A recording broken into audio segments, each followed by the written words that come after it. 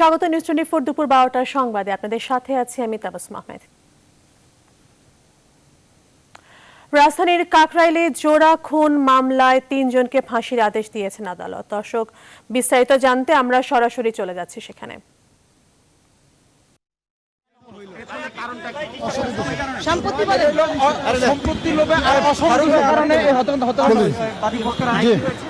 আমি বলি 3 জনের ফাঁসি হয়েছে স্যার।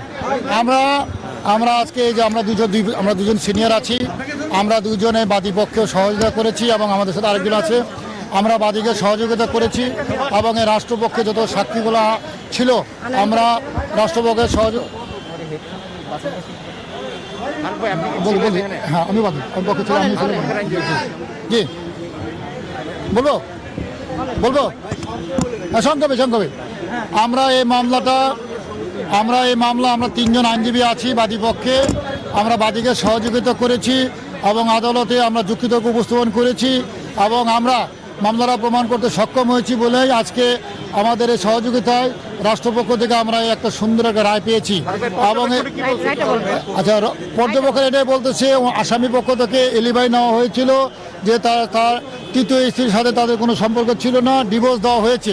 কিন্তু বিজ্ঞ আদালত আপনাকে ফাইন্ডিংয়ে দিয়েছেন, সেখানে বলেছেন যে না, তার একটা সম্পর্ক ছিল, যে এলিভেটর নিয়েছিল যে ডিভোর্স হয়ে গেছে সেটা আসলে কার্যকারিতা নাই।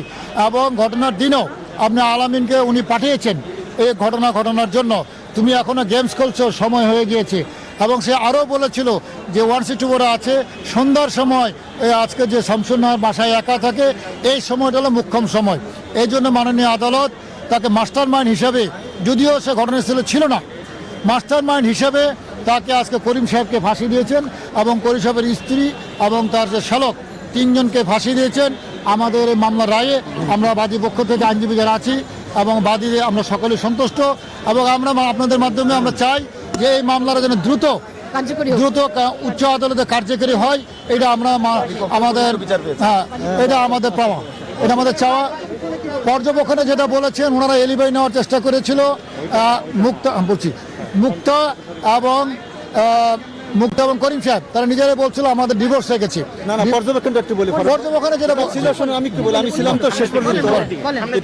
এটা অবজারভেশনটা ছিল যে বাবা হচ্ছে সন্তানের আশ্রয়স্থল এবং স্ত্রী হচ্ছে স্বামীর আবরণ, স্বামী হচ্ছে স্ত্রীর আবরণ। স্বামী পুরো পরিকল্পিতভাবে তার স্ত্রীকে এবং সন্তানকে নির্মমভাবে হত্যা করেছে এবং তার শ্যালককে দিয়ে হত্যাকাণ্ড করা হয়েছে এবং তার মোটিভটা ছিল সম্পদের লোভ। আপনি যেমনটি শুনছিলেন যে বাদীপক্ষের আইনজীবী তিনি বলছিলেন যে এই যে কাকরাইলে চাঞ্চল্যকর একটি হত্যা মামলা, একজন মা এবং তার সন্তানকে বাবার পরিকল্পনায় হত্যাকাণ্ড ঘটেছিল 2017 সালে কাকরাইলে আঞ্জুমান মুফিদ রোডে। তো এই হত্যাকাণ্ডের দীর্ঘ 3 বছর বিচারিক প্রক্রিয়া শেষে আজকে রায়টি ঘোষণা হলো এবং এই রায়ে সবচেয়ে উল্লেখযোগ্য যে পর্যবেক্ষণ সেটি হচ্ছে যে একজন বাবার কাছে মা এবং সন্তান যখন নিরাপদ নয় তখন তাদের সর্বোচ্চ শাস্তি প্রাপ্য, যার ফলে আজকে আদালত তাদেরকে 3 আসামিকে, বাবা সহ 3 আসামিকে মৃত্যুদণ্ড দিয়েছেন এবং এটাই প্রমাণিত হয়েছে যে এই হত্যাকাণ্ডের পেছনে বাবা এবং তার তৃতীয় স্ত্রী সহ তার শ্যালক জড়িত ছিল। তো বাদীপক্ষ বলছেন যে এই রায়টি।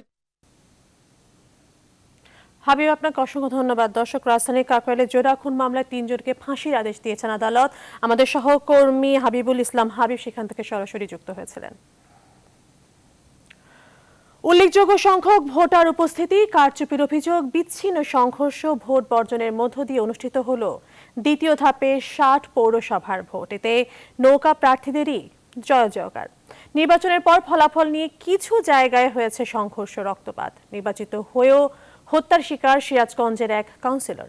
এমন ভোটকে পুরোপুরি সুষ্ঠু বলতে চান না বিশ্লেষকরা। ভোটারদের দীর্ঘ লাইনে সন্তোষ প্রকাশ করলেও তাদের মতে এই একটি নির্বাচন ভোটারদের আস্থা ফেরানোর মাপকাঠি হতে পারে না। তবে নির্বাচন কমিশন বলছে নির্বাচন সুষ্ঠু ও সুন্দর হয়েছে, ভোটারদের মাঝে আস্থাও বেড়েছে। প্লাবন রহমান জানাচ্ছেন বিস্তারিত। দ্বিতীয় ধাপের পৌরসভা নির্বাচনে এমন লম্বা লাইনে ভোটারদের অপেক্ষা ছিল চোখে পড়ার মতো। তীব্র ঠান্ডা কুয়াশা উপেক্ষা করে কেন্দ্রে হাজির হন ভোটাররা। অনেক জায়গায় সুষ্ঠু শান্তিপূর্ণ পরিবেশেই হয়েছে ভোট গ্রহণ। রাজশাহী, কুমিল্লা, ফরিদপুর, হবিগঞ্জ, গাইবান্ধা, নওগাঁ, দিনাজপুর সহ বেশিরভাগ স্থানেই ভোটারদের উপস্থিতি ছিল চোখে পড়ার মতো। যেসব পৌরসভায় নির্বিঘ্নে ভোট দিতে পেরে খুশি ভোটাররা। নোয়াখালীর আলোচিত বসুরহাট পৌরসভায় কোনো অভিযোগ ছাড়াই শান্তিপূর্ণভাবে অনুষ্ঠিত হয় ভোট। স্বতঃস্ফূর্ত অংশগ্রহণ ছিল ভোটারদের। যেখানে নানা বিতর্ক ও জল্পনা কল্পনার ভোটে অবশেষে বিজয়ের হাসি হাসেন আব্দুল কাদের মির্জা। এসব স্বস্তির মধ্যেও বেশ কিছু পৌরসভা নির্বাচনে বিচ্ছিন্ন সংঘর্ষের ঘটনা ঘটেছে। কারচুপি ও অনিয়মের অভিযোগে ভোট বর্জন করেছেন বিএনপির 6 মেয়র প্রার্থী সহ এক স্বতন্ত্র প্রার্থী। সারাদিনে ভোটারদের উৎসাহ এবং ভোটারদের উপস্থিতি ভালো ছিল। এটা একটা ভালো দিক যে ভোটাররা ভোট কেন্দ্রে যাচ্ছেন এবং তাদের ভোটাধিকার প্রয়োগ করছেন এবং করতে পারছেন। ভোটার উপস্থিতির সংখ্যা আমরা যতটুকু দেখেছি অপেক্ষাকৃত বেশি। তো এই এক মাঘে যেমন শীত যায় না, ঠিক তেমনি ভাবে এক দফা নির্বাচনে বেশি ভোটার উপস্থিতি থাকলেই যে একটা সুষ্ঠু নির্বাচন হয়েছে কিংবা ভবিষ্যতে সুষ্ঠু নির্বাচনের পথ সুগম হবে এটা বলা যায় না। সবচেয়ে খারাপ খবর, জয়ী হওয়ার পরপরই নির্বাচন পরবর্তী সহিংসতায় মারা গেছেন সিরাজগঞ্জ সদরের বিএনপি সমর্থিত কাউন্সিলর প্রার্থী। শান্তিপূর্ণ ভোট গ্রহণ শেষ হলেও গাইবান্ধায় ব্যালট সরঞ্জাম নিয়ে আসার সময় পুলিশের গাড়িতে হামলা, অগ্নিসংযোগের ঘটনাও ঘটেছে। বেশ কিছু সহিংসতার ঘটনা আছে, বেশ কিছু কেন্দ্রে অনিয়মের অভিযোগ আছে, সেগুলো খতিয়ে দেখা দরকার। এবং কোনো মানুষ ভোটের জন্য মারা যাবে, কাউকে হত্যা করা হবে বা কেউ নিহত হয়ে যাবেন কোনো ঘটনায়, এটা অ্যাকসেপ্টেবল না আমাদের মতো গণতান্ত্রিক দেশে। এবং আমরা যখন 50 বছর পূর্তি উৎসব করছি তখন আমরা অবশ্যই প্রত্যাশা করব যে এরকম সহিংসতা হবে না। এই নির্বাচন কমিশন তাদের উপর যে দায়িত্ব আছে এই দায়িত্ব তারা সঠিকভাবে পালন করতে অতীতেও পারে নাই, এবারও পেরেছে বলে মনে হয় না। কারণ তারা নির্বাচনের পূর্বে যে সমতল ক্ষেত্র প্রস্তুত করার কথা, সবার জন্য সম সুযোগ এবং কোন রকম বাড়াবাড়ি যেন না হয়, সেটা নিশ্চিত করতে পারে নাই। এই দুই বিশ্লেষকই বলছেন, ভোটাররা ভোট কেন্দ্রে আসছেন, ভোট দিতে পারছেন, এটি সবচেয়ে বড় বিষয়। তবে ভোটের প্রতি মানুষের আস্থা ফেরাতে নির্বাচন কমিশনকে আরো শক্তিশালী ভূমিকা পালন করতে হবে। একই সঙ্গে সহিংসতা মুক্ত করতে হবে পুরো নির্বাচনকে। এখানে আমরা যেটা দেখেছি, প্লাবন রহমান, নিউজ 24, ঢাকা।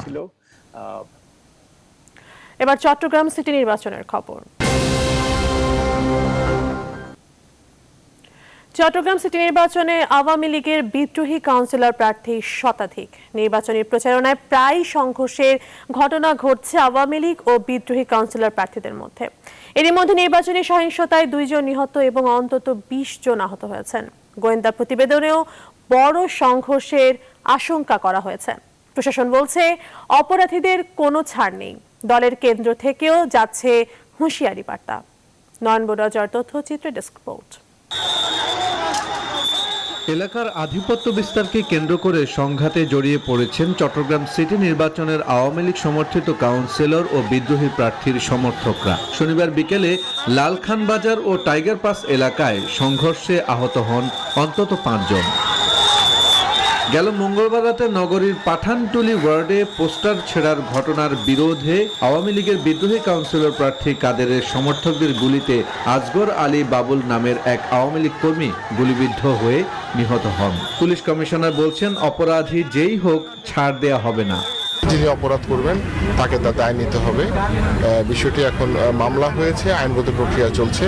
নির্বাচনী সহিংসতা এড়াতে পুলিশ ও প্রশাসনকে আরো কঠোর হওয়ার আহ্বান প্রধান 2 রাজনৈতিক দলের মেয়র প্রার্থীদের। শান্তিপূর্ণ পরিবেশ বজায় থাকুক, আইন শৃঙ্খলা বাহিনী কঠোর হোক, অপরাধী যারা আছে, অপরাধী এরা তো আছেই, এদেরকে কঠোর হস্তে দমন করা হোক। প্রত্যেকটা ওয়ার্ডে সন্ত্রাসীদেরকে গ্রেপ্তার করে আইনের আওতায় আনলে ভোটের ভীতিকর অবস্থা যেটা সৃষ্টি হয়েছে এখন, সেটা থেকে তারা মুক্তি পাবে। আওয়ামী লীগের বিদ্রোহী প্রার্থীদের দল থেকে বহিষ্কার করা হবে বলে জানালেন দলের কেন্দ্রীয় এই নেতা। জননেত্রী শেখ হাসিনা সুস্পষ্ট বলে দিয়েছেন তারা পার্টিতে বহিষ্কার হবে। সেকেন্ডলি, তারা শুধু বহিষ্কার নয়, তারা কোনো পদায়ন পাবে না। আর রিটার্নিং কর্মকর্তা বলছেন, নির্বাচনী সংঘাতে জড়ালে কঠোর হাতে দমন করবে প্রশাসন। আমরা খুবই স্ট্রিক্ট হ্যান্ডেল করছি যে কোনো ধরনের সংঘাত সংঘর্ষ আমরা হতে দেব না। ইভিএমে চট্টগ্রাম সিটির ভোট হবে আগামী 27 জানুয়ারি। ভোটার সংখ্যা 19 লাখের বেশি। Desk report, news 24। সিলেটের এমসি কলেজে ছাত্রাবাসে গৃহবধূকে সংঘবদ্ধ ধর্ষণ মামলার আনুষ্ঠানিক বিচার কার্যক্রম শুরু হলো। রোববার বেলা 11টার দিকে সিলেটের নারী ও শিশু নির্যাতন দমন ট্রিবিউনালের বিচারক মোহাম্মদ মহিতুল হকের আদালত আলোচিত এ ধর্ষণ মামলার অভিযোগ গঠন করেন। গেল 12 জানুয়ারি এই মামলার অভিযোগপত্র গ্রহণ করেন আদালত। এই মামলায় 3 ডিসেম্বর প্রধান অভিযুক্ত সাইফুর সহ 8 জনের বিরুদ্ধে আদালতে অভিযোগপত্র জমা দেয় পুলিশ। 8 জনের মধ্যে 6 জন ধর্ষণের সরাসরি জড়িত ছিল বলে উল্লেখ করা হয়, বাকি 2 জন তাদের সহযোগী। এর আগে ডিএনএ টেস্টেও গ্রেপ্তার আসামিদের সাথে ঘটনাস্থলের ডিএনএ নমুনার মিল পাওয়া যায়।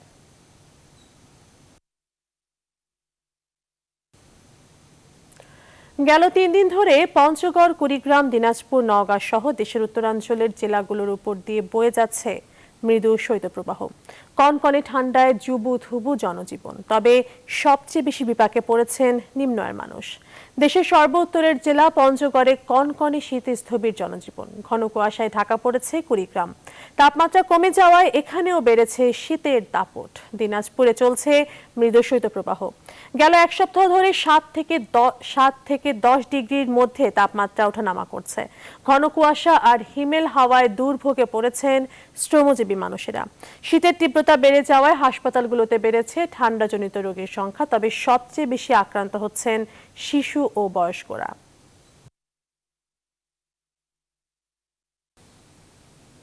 সংবাদের পর্যায়ে নিচ্ছি বিরতি, আমাদের সঙ্গে থাকুন।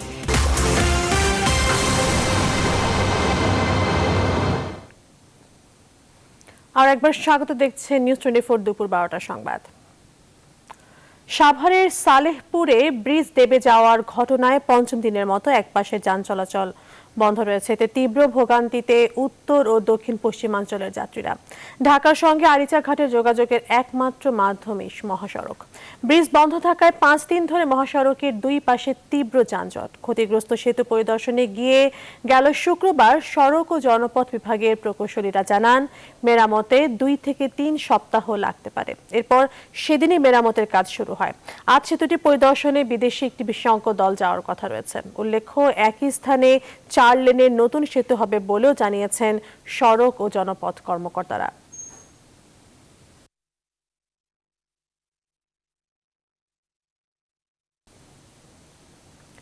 দর্শক, এই বিষয়ে বিস্তারিত জানাতে নাজমুল হুদা যুক্ত হচ্ছেন আমাদের সাথে। নাজমুল, বিশেষজ্ঞর একটি টিম আসার কথা দেশের বাইরে থেকে, তারা কিসে পৌঁছেছেন কিনা, কি তথ্য আছে আপনার কাছে, আর যান চলাচলে কতটুকু ব্যাঘাত ঘটছে?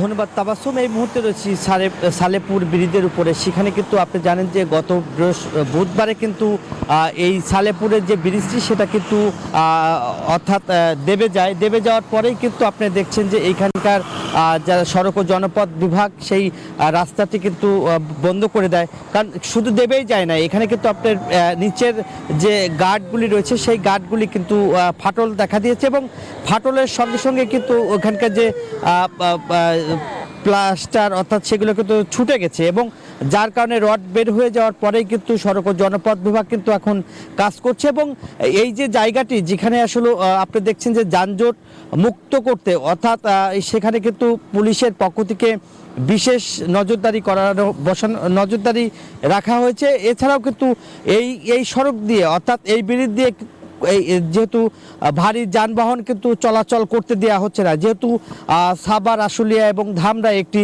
শিল্প অঞ্চল। এই শিল্প অঞ্চলে যেসব পণ্যবাহী যে কার্গো বা গাড়ি বা মালবাহী যেসব গাড়ি, সেগুলো কিন্তু এখন এইখান থেকে দেখা যাচ্ছে না যে পার হচ্ছে। শুধু ছোট ছোট যানবাহন এবং যাত্রীবাহী বাস, এছাড়া হালকা পাতলা যে সব পণ্য নিয়ে যাচ্ছে, অর্থাৎ তারপরেও ভারী যানবাহন কিন্তু এখন এই সড়ক দিয়ে যাতায়াত করছেন। এবং হাইওয়ে পুলিশ কিন্তু তারা একটি কন্ট্রোল করেছে, এবং কন্ট্রোল করার পরে অর্থাৎ 4টি সড়কের কিন্তু আপনার প্রয়োজনীয় ব্যবস্থা রেখেছে। রাজধানীর প্রবেশ মুখ একটি হচ্ছে বসিলা হয়ে মোহাম্মদপুরে যে রাস্তাটি গেছে, এবং এছাড়াও বাইপেল হয়ে আবদুল্লাপুর যে সড়কটি ওইটা চলে গেছে, এবং সিএনবি থেকে আশুলিয়া হয়ে কিন্তু বেরিবাদ দিয়ে যে সড়কটি রয়েছে সেটা কিন্তু চালু রেখেছে। এছাড়াও সাভার বাস স্ট্যান্ড হয়ে রাজাসনের যে সড়কটি সেটা দিয়ে কিন্তু রাজধানীর যে প্রবেশ মুখ সেটা কিন্তু আসলে সবগুলি এখন সচল করে রেখেছে। যেহেতু এই সড়কটি কিন্তু আপনি দেখছে এই মুহূর্তে আসলে সেইভাবে যেহেতু সড়কের এক পাশ বন্ধ রয়েছে, সেটা আর কিছুক্ষণ পরে কিন্তু একটি বিশেষজ্ঞ টিম আসার কথা এবং ডেনমার্কের যারা প্রতিনিধি দল তাদের সাথে কিন্তু অনলাইনে তারা যোগাযোগ করেছে এবং বলছে যে এই ব্রিজটি তারা কাজ করার জন্য এখন দেখছেন সব রকমের প্রস্তুতি কিন্তু রেখেছে এবং বিশেষজ্ঞ টিম আসলেই আসলে মূল কাজটি শুরু করবে। এই ছিল আমার কাছে তাবাসসুম সাভারের সালেপুর ব্রিজের সর্বশেষ খবর। চলে যাচ্ছি আপনার কাছে তাবাসসুম। নাজমুল, আপনাকে অসংখ্য ধন্যবাদ। দর্শক, ব্রিজ দেবে যাওয়ায় আরিচা ঢাকা মহাসড়কে যান চলাচল কতটুকু ব্যাহত হচ্ছে, কি বর্তমান কি অবস্থা জানাতে সাভার থেকে যুক্ত হয়েছিলেন সহকর্মী নাজমুল হুদা। সিরাজগঞ্জে জয়ী কাউন্সিলর তরিকুলকে হত্যার ঘটনায় এলাকায় এখনো থমথমে অবস্থা বিরাজ করছে। সেখানে আছেন সহকর্মী আব্দুস সামাদ সাইম, সরাসরি যুক্ত হচ্ছেন তিনি আমাদের সাথে। সাইম, এলাকার বর্তমান কি অবস্থা, এলাকাবাসী কি বলছেন এই ঘটনায়?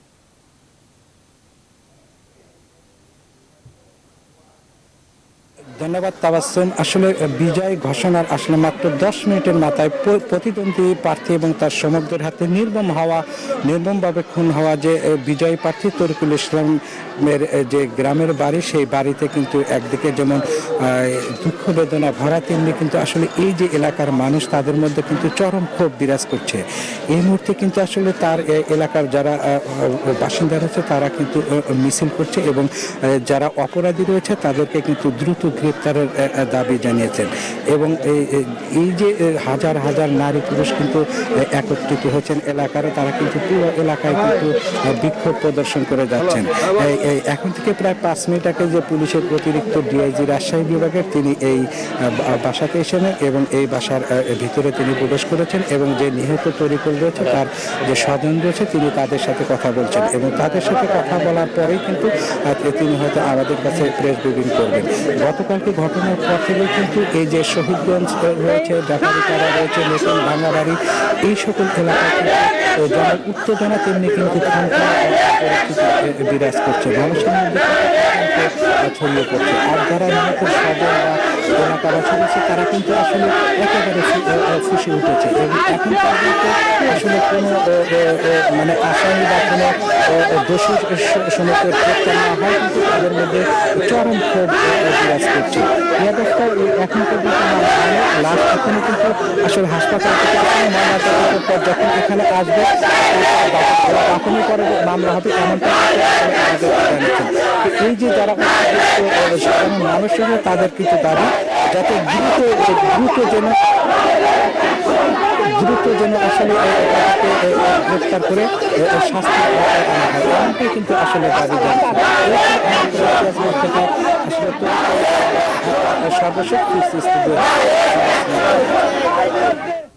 সাইম, আপনাকে অসংখ্য ধন্যবাদ। দর্শক, সিরাজগঞ্জে জয়ী কাউন্সিলর তরিকুলকে হত্যার ঘটনায় এলাকার বর্তমান অবস্থা সম্পর্কে জানাতে যুক্ত হয়েছিলেন সহকর্মী আব্দুস সামাদ সাইম। এবার ফার্স্ট সিকিউরিটি ইসলামী ব্যাংক অর্থ বাণিজ্য সংবাদ। রাজধানীর পাইকারি বাজারে চালের দাম বস্তা প্রতি কমেছে 50 থেকে 100 টাকা পর্যন্ত। তবে খুচরা বাজারে তার প্রভাব নেই বললেই চলে। ব্যবসায়ীরা বলছেন, আমদানি করা ভারতীয় চাল আসছে, এই খবরে দামের ঊর্ধ্বমুখী লাগাম টানা গেলেও তা এখনো বাজারে এসে পৌঁছায়নি। অন্যদিকে ঢাকার বাইরের মোকামেও কিছুটা কমেছে চালের দাম। রাজধানীর পাইকারি ও খুচরা বাজার ঘুরে বিস্তারিত জানাচ্ছেন বাবু কামরুজ্জামান। বেসরকারি পর্যায়ে গত 6 জানুয়ারি থেকে 3 ধাপে 185 প্রতিষ্ঠানকে 4,87,000 টন চাল আমদানির অনুমতি দেওয়া হয়। সরকারিভাবেও 34 টাকা কেজি দরে প্রায় 3.5 লাখ টন চাল আমদানির প্রক্রিয়া চলছে। এত উদ্যোগের পরও চালের বাজারে স্বস্তি মেলে না ভোক্তাদের। রাজধানীর মোহাম্মদপুরের অন্যতম এই পাইকারি চালের আড়তে প্রতি বস্তা গুটি স্বর্ণা বিক্রি হচ্ছে 2050 টাকায়, যা দিন দশেকের ব্যবধানে কমেছে 100 টাকা। একইভাবে পাইজম চাল বস্তা প্রতি কমেছে 100 টাকা।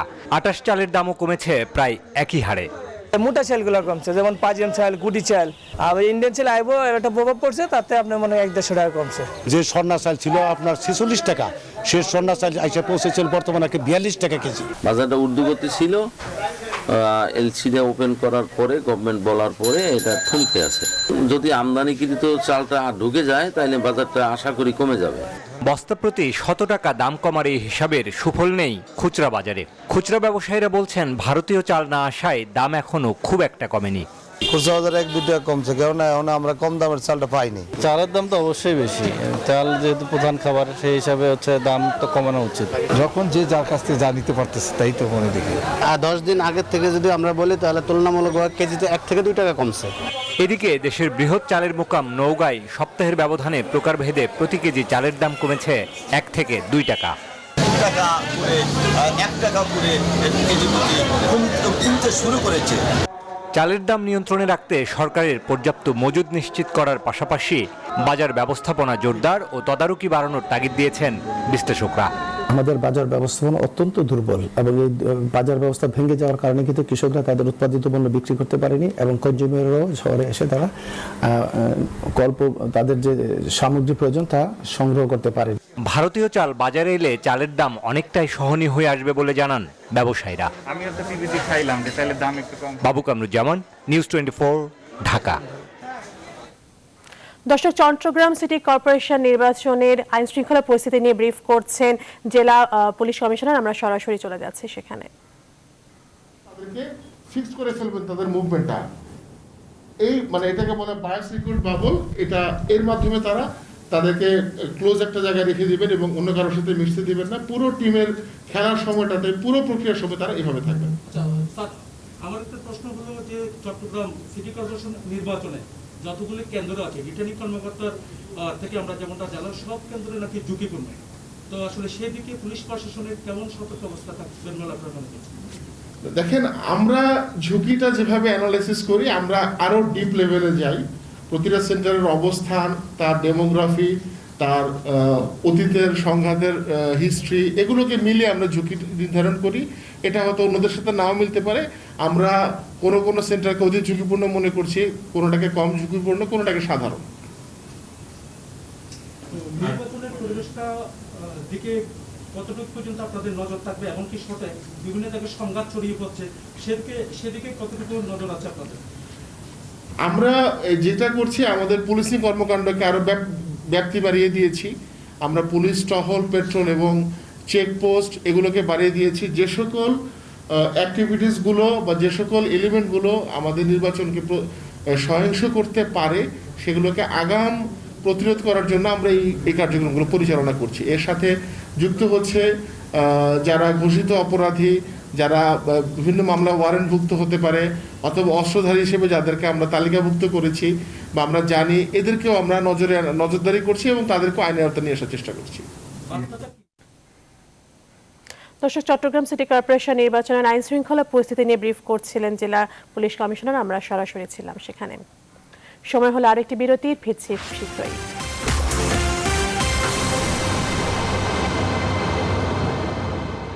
তাদের র ডাটাগুলো দেখেছি, তাদের সুযোগ সুবিধাগুলো বিশ্লেষণ করেছি, তাদের অ্যানিমাল স্টাডি রিপোর্টগুলো দেখেছি। দেখে আমাদের কাছে প্রতীয়মান হয়েছে যে এটা একটা ভ্যাকসিন ক্যান্ডিডেট হিসেবে ক্লিনিক্যাল ট্রায়ালে যাওয়ার যোগ্যতা রাখে, অর্থাৎ এর মধ্যে ভ্যাকসিন হিসাবে বিবেচিত একটা পটেনশিয়াল আছে। সেই জায়গা থেকে আমরা একটি ক্লিনিক্যাল ট্রায়াল প্রোটোকল তৈরি করেছি, করে আজকে জমা দিলাম। আমাদের দেশের যে নিয়ম সেই অনুযায়ী বাংলাদেশ মেডিকেল রিসার্চ কাউন্সিলের যে ন্যাশনাল এথিক্স রিসার্চ কমিটি আছে তারা এটি এখন বিবেচনা করবে, করে যদি তারা এটাকে এথিক্যালি অ্যাপ্রুভাল দেয়, অর্থাৎ নীতিগত সম্মতি দেয়, এরপর এটি ওষুধ প্রশাসন অধিদপ্তরে যাবে। সেখানে national clinical trials advisory committee আছে, তারা রেগুলেটরি বডি। তারা যদি মনে করে যে তারা এটি ক্লিনিক্যাল ট্রায়াল করার অনুমোদন দিবে তখন সেটি অনুমোদন পাবে এবং তারপরে আমরা আশা করছি এই ফেজ 1 ফেজ 2 যে ক্লিনিক্যাল ট্রায়ালের প্রোটোকল আমরা জমা দিয়েছি সেই কাজটি এক্সিকিউট করতে পারবো। অনুমোদন পেতে কতদিন লাগতে পারে? সম্ভব এটি বিএমআরসির বিবেচ্য বিষয়, সেটা আমাদের জানা নেই। কবে নাগাদ শুরু করতে পারবেন অনুমোদন সাপেক্ষে? অনুমোদন সাপেক্ষে দুটো অনুমোদনের ব্যাপার আছে। আপনি যেটা বলছি, বিএমআরসি দিবে নীতিগত অনুমোদন আর রেগুলেটরি অনুমোদন দিবে ওষুধ প্রশাসন অধিদপ্তর। যদিও অনুমোদন পেয়ে যায়, আমাদের যে প্রস্তুতি আছে, যে চূড়ান্ত অনুমোদন পাওয়ার পর আমরা আশা করছি সর্বোচ্চ 7 থেকে 10 দিনের মধ্যে ক্লিনিক্যাল ট্রায়ালে কাজ শুরু করতে পারবো। সেই ধরনের প্রস্তুতি আমাদের নেওয়া আছে। আচ্ছা, আপনারা একটা বিষয় হচ্ছে যে আপনারা কতজনের উপর ক্লিনিক্যাল ট্রায়ালের জন্য এখানে প্রোটোকল জমা এখন এই সংখ্যাটি আমরা বলা উচিত না এই কারণে যেটি এনআরএসির বিবেচ্য বিষয়, এটি ড্রাগ অ্যাডিকশনের বিবেচ্য বিষয়। আমি আপনাদের যেটা বলতে পারি যে আমরা শতাধিক রোগীর একটি সংখ্যা হিসাব করে দিয়েছি। এটি কোনো কল্পনাপ্রসূত সংখ্যা নয়। ফাইজার, মডার্নার মতো যে সমস্ত ভ্যাকসিন কোম্পানিগুলোর ভ্যাকসিন এখন বাজারে এসছে, ব্যবহার করা হচ্ছে, তাদের যে ট্রায়াল স্যাম্পল ছিল সেই স্যাম্পল বিবেচনা করে প্লাস যে সমস্ত প্রতিষ্ঠিত ক্যালকুলেশন স্ট্যাটিস্টিক্যাল অ্যানালিসিস আছে সেগুলো বিবেচনা করে আমরা এই সংখ্যাটি ঠিক করেছি। কাদের মধ্যে চালাবেন সেটা কি আপনারা ঠিক করেছেন? এর আগে মানে ভলান্টিয়ার করা হবে। দর্শক, দেশীয় প্রতিষ্ঠান গ্লোব বায়োটেক উদ্ভাবিত করোনার টিকার ক্লিনিক্যাল ট্রায়ালের জন্য প্রোটোকল জমা দেওয়া হয়েছে। এই বিষয়ে ব্রিফ করছিলেন প্রতিষ্ঠানের কর্মকর্তারা। একাধিক টিকা আবিষ্কৃত হলেও এখনও করোনার ছোবল থেকে মুক্ত নয় বিশ্ব। যুক্তরাজ্যে গেল এক সপ্তাহ ধরে প্রতিদিন গড়ে 1000-এর বেশি মানুষের মৃত্যু ঘটেছে। গেল 24 ঘন্টায় দেশটিতে মারা গেছেন 1295 জন। এরই প্রেক্ষিতে সোমবার থেকে ভ্রমণ নিষেধাজ্ঞা জারি করেছে ব্রিটেন সরকার। একই সঙ্গে করোনার নেগেটিভ সনদ ছাড়া যুক্তরাজ্যে ঢোকায় নিষেধাজ্ঞা জারি করা হয়েছে। যুক্তরাষ্ট্রেও করোনা ভাইরাসে গেল 24 ঘন্টায় মারা গেছেন 3377 জন। এছাড়া লাতিন আমেরিকার দেশ ব্রাজিল ও মেক্সিকোতেও 1000-এরও বেশি মানুষের মৃত্যু ঘটেছে একদিনে। এ নিয়ে গোটা বিশ্বে মোট মৃত্যুর সংখ্যা ছাড়িয়েছে 20,31,000 আর মোট সংক্রমিত হয়েছে 9,49,00,000-এর বেশি মানুষ। নিচ্ছে আরেকটি বিরতি, ফিরছি খুব শীঘ্রই।